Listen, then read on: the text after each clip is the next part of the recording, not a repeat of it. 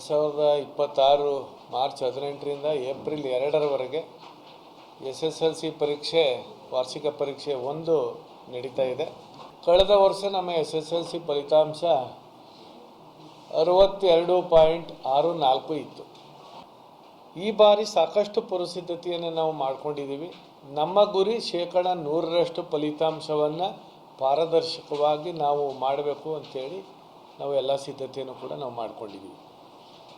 ಕೆಲವು ವಿದ್ಯಾರ್ಥಿಗಳು ಯಾರೋ ಗೈರು ಹಾಜರಾಗಿರ್ತಕ್ಕಂಥವರು ಅಥವಾ ಶಾಲೆಗೆ ಸಾಕಷ್ಟು ಬರದೇ ಇರ್ತಕ್ಕಂಥವ್ರು ಬಿಟ್ಟರೆ ನಮ್ಮ ಫಲಿತಾಂಶ ಎಲ್ಲ ಮಕ್ಕಳು ಕೂಡ ಆಗ್ತಾರೆ ಅನ್ನೋಂಥ ಭರವಸೆಯನ್ನು ನಾವು ಇಟ್ಕೊಂಡಿದ್ದೀವಿ.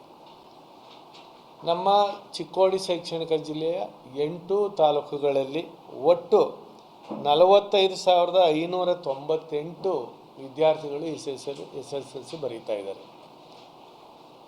ಅದರಲ್ಲಿ ಫ್ರೆಷರ್ಸ್ ಇದ್ದಾರೆ, ರಿಪೀಟರ್ಸ್ ಇದ್ದಾರೆ, CWSನ ಮಕ್ಕಳಿದ್ದಾರೆ, ಖಾಸಗಿ ವಿದ್ಯಾರ್ಥಿಗಳು ಎಲ್ಲರೂ ಸೇರಿ 45,598 ವಿದ್ಯಾರ್ಥಿಗಳು ಬರೀತಾ ಇದ್ದಾರೆ.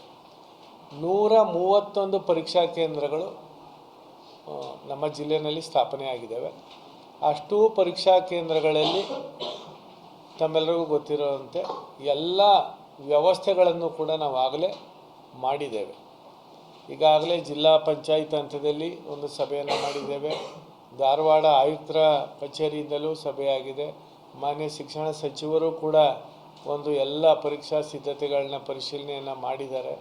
ನಮ್ಮ ಇಲಾಖೆ ಪ್ರಧಾನ ಕಾರ್ಯದರ್ಶಿಗಳು, ಆಯುಕ್ತರು ಎಲ್ಲರೂ ಕೂಡ ಈಗಾಗಲೇ ನೇರವಾಗಿ ಒಂದು ಪರೀಕ್ಷಾ ಕೇಂದ್ರದ ಮುಖ್ಯ ಅಧೀಕ್ಷಕರೊಂದಿಗೆ ನೇರವಾಗಿ ಅವರು ಝೂಮ್ ಮೀಟಿಂಗ್ ಮೂಲಕ VC ಮೂಲಕ ಮಾತನಾಡಿದ್ದಾರೆ.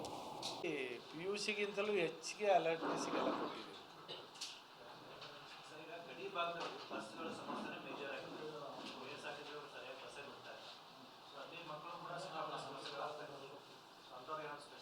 ಅಲ್ಲ, ಈಗ ಅದಕ್ಕೆ ನಾವೇನು ಮಾಡಿದ್ದೀವಿ ಅಂತಂದರೆ ಆ ಪರೀಕ್ಷಾ ಕೇಂದ್ರದ ಅಧೀಕ್ಷಕರೇ ಎಲ್ಲೆಲ್ಲಿ ಅಂದರೆ ಬಸ್ ಅಂತೂ ಆ ಟೈಮಿಗೆ ಬರಲೇಬೇಕು ಅಂತೇಳಿ ಮಾತಾಡಿದ್ದೀವಿ. ಕೆಲವು ಟೈಮು ಒಂದು ಸೆಂಟ್ರ್ಗಳ ಮಗು ದೂರ ಇದೆ, ಪೋಷಕರೇ ಬರ್ತಕ್ಕಂಥವ್ರು ಎಷ್ಟು ಜನ ಇದ್ದಾರೆ, ಅಥವಾ ಪೋಷಕರೆಲ್ಲ ಸೇರಿಕೊಂಡು ಅವ್ರ ಜೊತೆ ಮಾತಾಡಿದ್ದಾರೆ. ಆಗಲೇ ಒಂದು 3 ಮಕ್ಕಳು ಒಂದೇ ಊರಲ್ಲಿದ್ದಾರೆ, ಅಲ್ಲಿ ಬಸ್ ಬರಲ್ಲ, ಅವ್ರಿಗೊಂದು ಆಟೋ ಅಥವಾ ಬೇರೆ ವೆಹಿಕಲ್ ಮೂಲಕ ಸೆಂಟ್ರಿಗೆ ಬರಬೇಕು. ಅದ್ರ ಬಗ್ಗೆ ಎಲ್ಲ ಎಷ್ಟೊತ್ತಿಗೆ ಮನೆ ಬಿಡಬೇಕು, ಎಲ್ಲಿ ಬರಬೇಕು ಅದನ್ನು ಎಲೆಕ್ಷನ್ನಲ್ಲಿ ಮಾಡ್ದಂಗೆ ಮಾಡ್ಕೊಂಡಿದ್ದಾರೆ ಎಲ್ಲರೂ. ಯಾವುದೇ ಮಗು ತೊಂದರೆ ಆಗಬಾರ್ದು.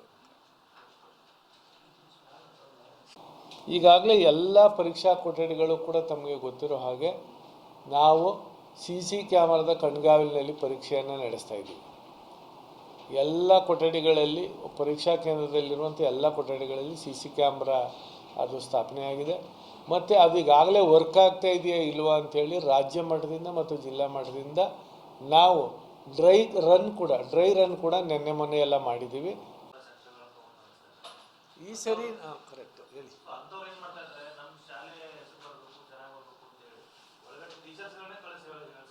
ಇಲ್ಲ, ಈಗ ಅದಕ್ಕೆ ಏನು ಮಾಡಿದ್ದಾರೆ, ಈ ಸರಿ ಖಾಸಗಿ ಕೇಂದ್ರಗಳಂತಲೇ ಇಲ್ಲ. ಈಗ ಅವ್ರನ್ನ ಎಲ್ಲಿ ಬೇಕಲ್ಲಿಗೆ ಹಾಕ್ಬಿಟ್ಟಿದ್ದೀವಿ. ಮೊದಲು ನಿಮ್ಮ ಶಾಲೆಯಲ್ಲಿ ಒಂದು ಕಟ್ಟಿಸ್ಕೊಂಡ್ರೆ ಇಂಥ ಇದರಲ್ಲೇ ಹಾಕ್ಬೇಕು ಅಂತಿತ್ತು. ಈಗ ಅವನಿಲ್ಲ, ಅವ್ನು ಹೋಲಂಗಾದ್ರೂ ಕಟ್ಬೋದು.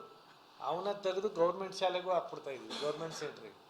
ಗೌರ್ಮೆಂಟ್ ಶಾಲೆಗೆ ಕಟ್ಟಿದವನ್ನ ಪ್ರೈವೇಟ್ಗೂ ಹಾಕ್ಬಿಡ್ತಾಯಿದ್ವಿ. ಹಾಗಾಗ್ಬಿಟ್ಟು ನೀವು ಬಂದು ಯಾವುದೋ ಸೆಂಟ್ರ್ಗಳು ಒಂದು ಸೆಂಟ್ರಲ್ಲಿ ಇದ್ದರೆ ಏನೋ ರಾಜಕೀಯ ಮಾಡ್ತೀನಿ ಹೋಗಿ ಹೇಳ್ತೀರ. ಹಂಗೆ ಮಾಡೋಕ್ಕಾಗಲ್ಲ.